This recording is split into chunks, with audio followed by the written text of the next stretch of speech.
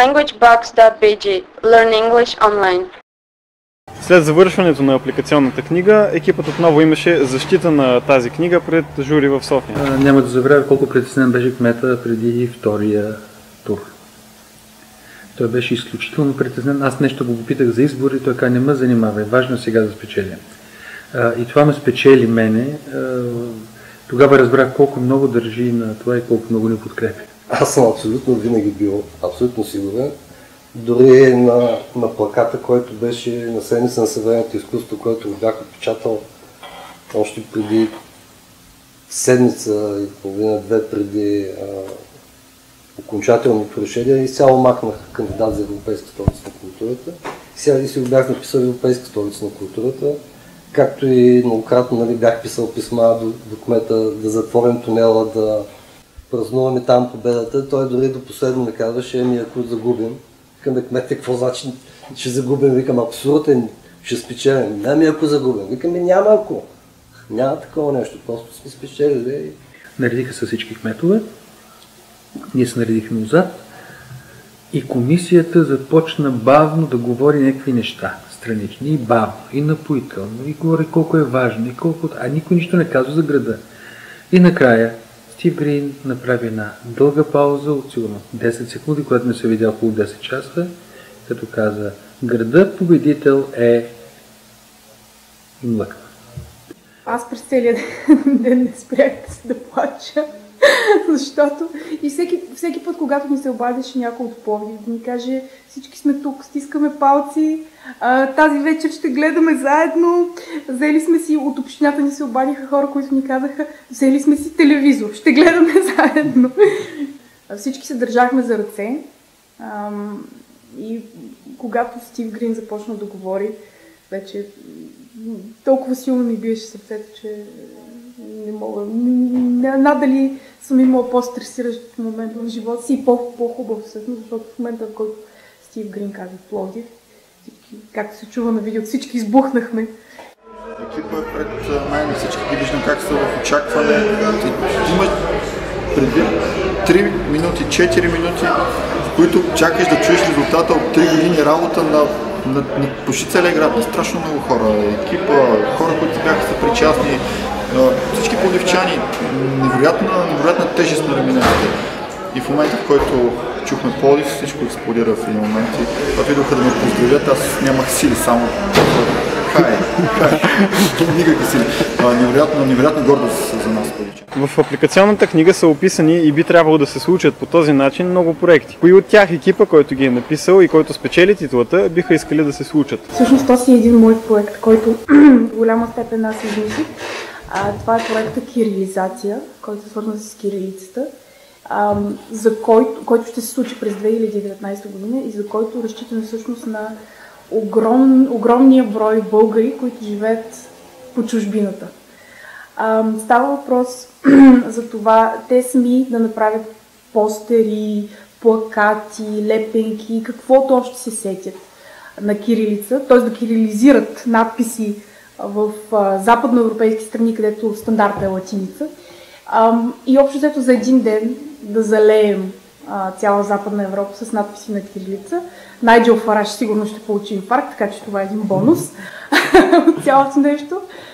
Но мисля, че това е един много хубав начин да накараме и не само българи, всъщност всички хора, които използват кирилица, но живеят примерно в Западна Европа, където нямат възможност да я използват ежедневно, да се почувстват горди с културното си наследство, да споделят културното си наследство с приятели, с роднини, които обикновено, в много случаи те няма да познават кирилицата. Но това е нещо, с което смятам, че трябва да се гордеем, нещо уникално за България. Едно от големите ми желания също да представим Бил Виола, един от най-големите видеоартисти световни, защо не Яниш Капур и така Даниел Бюрен, да кажем, това са автори така емблематични за световната култура и би трябвало да имаме нещо такова сериозно. Да не говорим за проекта, който сме пряко ангажирани към него, Биенале на съвременното изкуство, което е наша идея, да може да го направим едно събитие, което да има много дългосрочно, защото биенале не се прави еднократно или двукратно, то поне трябва да има едно 5 издания или един 10 годишен гарантиран период, в който да застане община, държава, да стане наистина едно много сериозно, важно събитие за България, не говоря само за Пловдив, за България, а и така и за региона, защото тук сме обиколени от значими събития, като биеналето в Истанбул, автомобилски салон в Белград, това са наистина важни, значими проекти, а в България така, мисля, че е много добро место да се случи и тук нещо такова, такъв международен грани, за да може съответно и ние да излезем на международната сцена. Аз съм участвала в създаването на програмата от най-първия момент. От момента, в който тя беше просто на един лист, бяхме описали различните клъстери, до разрастването им. Със сигурност, на първо място, за мен това е Махала. Махала е проект, който би могъл да направи огромна разлика, който би могъл да покаже Пловдив като наистина различен град с социална политика към маргинализираните се групи, с град, който наистина предприема активни мерки за повишаване на добрия живот и качеството на живот на тези маргинализирани общности и включването им в културния и социален живот на града. Важно да се отбележи и амбициозната платформа Махала, която доста се спекулираше около нея, че едва ли не имаше много така гръмки и грозни заглавия, че ромите са били спечелили титлата на Пловдив за Европейска столица на културата. По-скоро беше за това, за смелостта и амбицията да се работи по един проблем на града и да се включат всички граждани, а не просто да се правят проекти с давност от 1-2 години, които после няма да имат никакъв ефект в дългосрочен план.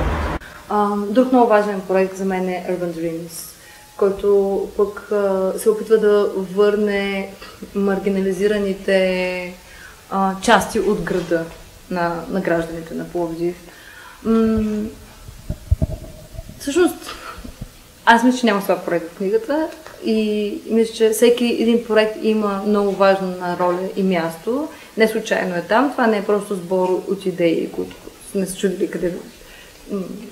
как и къде да опишем и затова съм сложила в книгата. Много искам да се случат проектите за Адата, за тютюневите складове и изобщо насочеността за съвременно изкуство. Това са ми трите акцента, като всеки един от тях е изключително амбициозен и много рисков. Тоест, не знам дали някой може на 100% да каже, че ще се случат, защото има много разнообразни фактори, чисто практически, както за Адата, така и за тютюневите складове.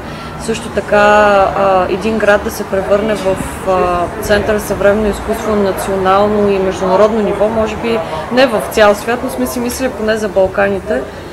Но със сигурност, ако се продължи в тази посока да се работи, ще бъде супер и аз много се надявам до 2019 да видя, например, тютюновите складове и Адата реинтегрирани в града. Процесът на кандидатстването бе обвързан с доста промени в екипа. Бяха сменени няколко директора, промени в управителния съвет, имаше доста промени в самия екип. Какво обаче трябва да се случи, за да има една успешна европейска столица на културата през 2019 година? Какво мислят хората, участвали в успешното кандидатстване и в крайна сметка какви биха били ползите от една успешна 2019? И самия факт, че фондацията сменя директор след директор, означава едно, че първо нямам подготвени кадри на това равнище в Пловдив, никак.